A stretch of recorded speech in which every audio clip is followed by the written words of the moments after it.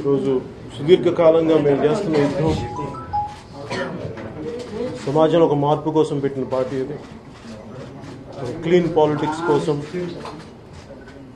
సుదీర్ఘకాలం 2014 నుంచి స్టార్ట్ చేసి మేము పెట్టినప్పుడు కూడా ఒక 25 సంవత్సరాల ప్రస్థానం దీనికి ఉండాలి. పార్టీకి అన్ని రకాల ఒడిదుడుకుల్ని ఎదుర్కొనగలిగి సత్తా ఉంది, ధైర్యం ఉంది. వీరన్నీ దృష్టిలో పెట్టుకొని అన్నిటికీ సిద్ధపడే పార్టీ పెట్టాను నేను. ఈ రోజున ప్రజా పోరాట యాత్ర ద్వారా ప్రజల్లోకి మరింత బలంగా ముందుకెళ్ళి ఈ రోజున జనసేన పార్టీకి ఓటు వేసిన ప్రతి ఓటర్కి, ప్రతి ఒక్కరికి మనస్ఫూర్తిగా వారికి నా ధన్యవాదాలు తెలుపుకుంటున్నాను.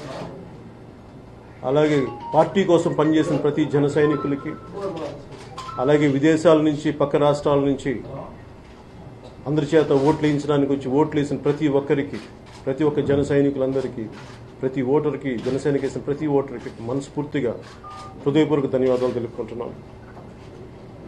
అలాగే బలమైన మెజారిటీతోటి వచ్చిన వైసీపీకి, ముఖ్యమంత్రిగా ప్రమాణ స్వీకారం చేయబోతున్న జగన్మోహన్ రెడ్డి గారికి మనస్ఫూర్తిగా నా హార్దిక శుభాకాంక్షలు తెలియజేస్తున్నాను.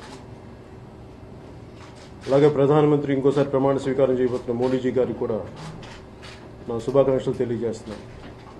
ఈ సందర్భంలో నా తెలియజేసుకుంటుంది కూడా ఏ స్పెషల్ కేటగిరీ స్టేటస్ అయితే వస్తుందని ప్రామిస్ చేస్తారో అది అక్కడ కూడా మెజారిటీ వచ్చింది, ఇక్కడ కూడా బలమైన మెజారిటీ వచ్చింది. ఎవరి మీద ఆధారపడాల్సిన అవసరం లేదు. కాబట్టి ఇప్పటికైనా స్పెషల్ కేటగిరీ స్టేటస్ ఇచ్చి ఆ మాట నిలబెట్టుకున్న మనస్ఫూర్తిగా నేను అభ్యర్థిస్తున్నాను.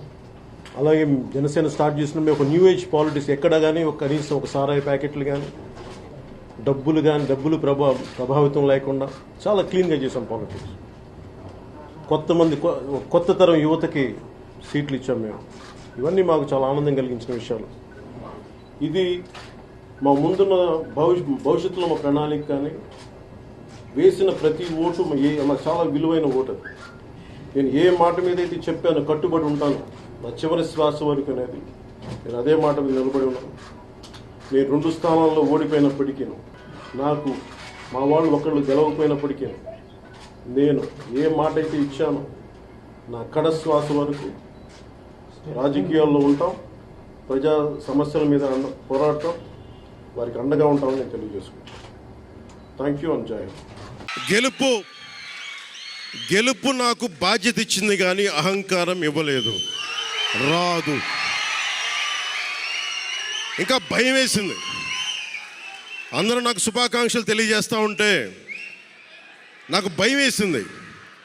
ఎందుకంటే ఇల్లు అలకగానే పండగ కాదు ఇది. ఇల్లు అలకగానే పండగ కాదు, చాలా చాలా బాధ్యత కూడుకున్నది.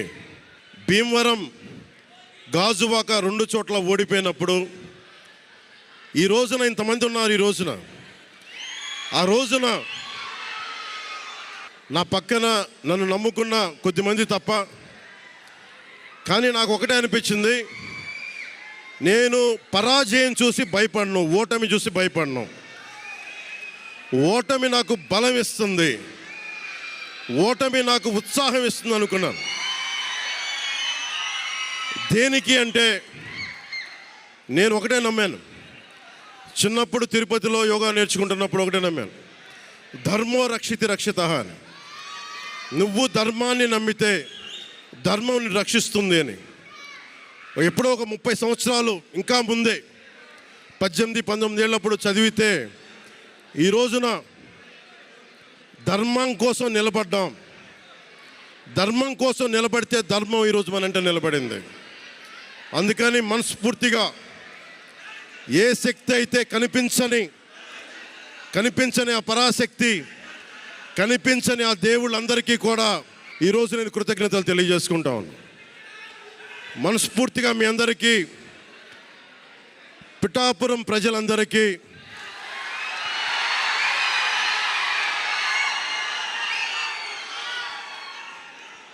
మీరు పిఠాపురం పురజనులకి, పెద్దలకి, ఆడపడుచులకి, అక్క చెల్లెలకి, యువతులకి కథం తొక్కిన యువతకి, కథం తొక్కిన జన సైనికులకి, జనసేన నాయకులకి, తెలుగుదేశం నాయకులకి, తెలుగుదేశం శ్రేణులకి, తెలుగుదేశం నాయకులు వర్మ గారికి, వారందరికీ కూడా నా ప్రత్యేక కృతజ్ఞతలు తెలియజేసుకుంటా ఉన్నాను. మీరు పిఠాపురంలో పవన్ కళ్యాణ్ గెలిపించలేదు. కేవలం పిఠాపురం ప్రజలు పవన్ కళ్యాణ్ ఒక్కడిని గెలిపించలేదు, 5 కోట్ల మంది ప్రజల్ని గెలిపించారు మీరు.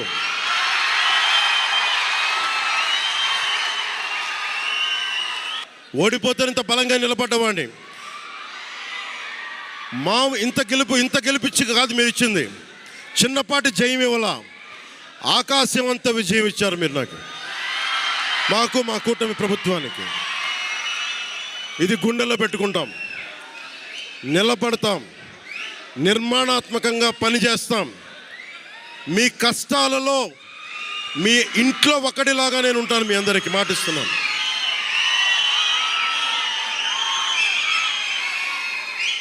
మీ ఇంట్లో ఒక్కడిగా, ఒకటే గుర్తుపెట్టుకోండి, మా ఇంట్లో మా కుటుంబ సభ్యుడు. నాకు కులాలకి, మతాలకి, ప్రాంతాలకి అతీతంగా ప్రతి ఒక్కరూ ఆలోచించాల్సింది, మా ఇంట్లో కుటుంబ సభ్యుడు పవన్ కళ్యాణ్. మా వాడు అసెంబ్లీలో అడుగు పెడుతున్నాడు, మా కష్టాల కోసం మాట్లాడతాడు, మా కష్టాల కోసం నిలబడతాడు. అది చేసి చూపిస్తాను. ప్రభుత్వం ఎలా ఉండాలి, అధికార యంత్రాంగం ఎలా ఉండాలి, రాబోయే రోజుల్లో మీకు అందరికీ చేసి చూపిస్తాం. మళ్ళీ ఒక 10 నిమిషాల తర్వాత మళ్ళీ వచ్చి మాట్లాడతాను. చంద్రబాబు గారు వచ్చారు, వారిని కలిసి మళ్ళీ వచ్చి మేము ఇద్దరం మాట్లాడతాం.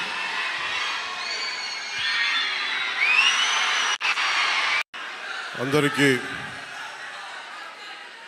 చాలా చారిత్రాత్మకమైన రోజు ఇది. ఆంధ్రప్రదేశ్ 5 కోట్ల మంది ప్రజలు చాలా చారిత్రాత్మకమైన తీర్పిచ్చిన రోజు ఇది. ఏ మాటకైతే మనం కట్టుబడి ఉన్నామో ఆంధ్రప్రదేశ్ ప్రజలకి జవాబుదారీతనంతో ఉన్న ప్రభుత్వం స్థాపిస్తాం. ఏ మాట మీద అయితే మనం చెప్పామో కూటమి ప్రభుత్వం ఆ మాటను నిలబెట్టుకుంటుంది. ఈరోజు మీ అందరికీ జనసేన పార్టీ ఆఫీస్ కేంద్ర కార్యాలయం నుంచి, ఈ వేదిక నుంచి ఒకటే చెప్తా ఉన్నాను మీ అందరికీ, వైసీపీ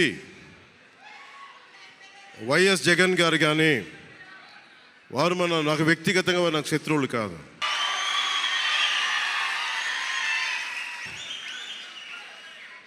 ఓడిపోయారు కదా అని చెప్పి వారిని ఇబ్బంది పెట్టడానికో హింసించడానికో ఈ విజయం కాదు.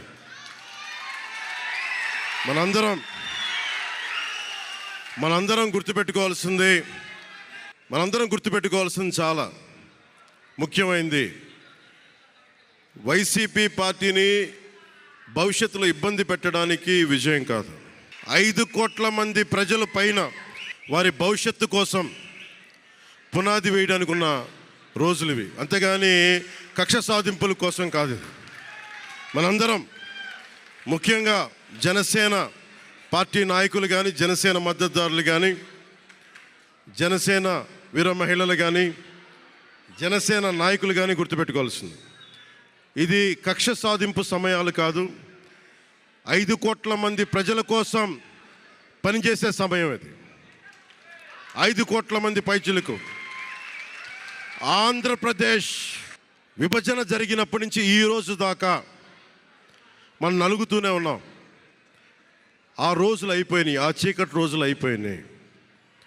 ప్రతి ఒక్కరం బాధ్యతతోటి భవిష్యత్తు తరాల కోసం బాధ్యతని భుజాల మీద వేసుకొని చాలా బాధ్యతాయుతంగా జవాబుదారీతనంతో కూడిన రాజకీయ ప్రభుత్వం, రాజకీయ మనకి ఆలోచన విధానం ఉంటుంది. నేను ఆలోచిస్తూ ఉన్నాను, ఏం మాట్లాడాలి ఈ రోజున అనుకుంటా ఉన్నాను. నా జీవితంలో ఎప్పటిదాకా విజయం తెలియదు నాకు.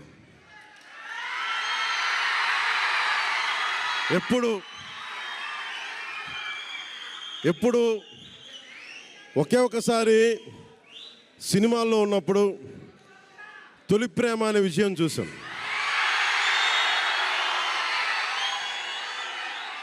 ఆ తర్వాత నాకెవ్వరు నేను విజయం సాధించానని కానీ డబ్బులు వచ్చినాయని కానీ ఏ ఒక్క సినిమా విజయం చెప్పలే. నాకు నా జీవితం అంతా ఎప్పుడు కూడా దెబ్బలు తింటానో, మాటలు పడతానో, తిట్టించుకుంటానో, నేను ఎంత ఎదిగా నాకే తెలియదు. మీ గుండెల్లో ఈరోజు నన్ను తీసుకొచ్చి 21కి 21 గెలిచే వరకు నాకే తెలియదు.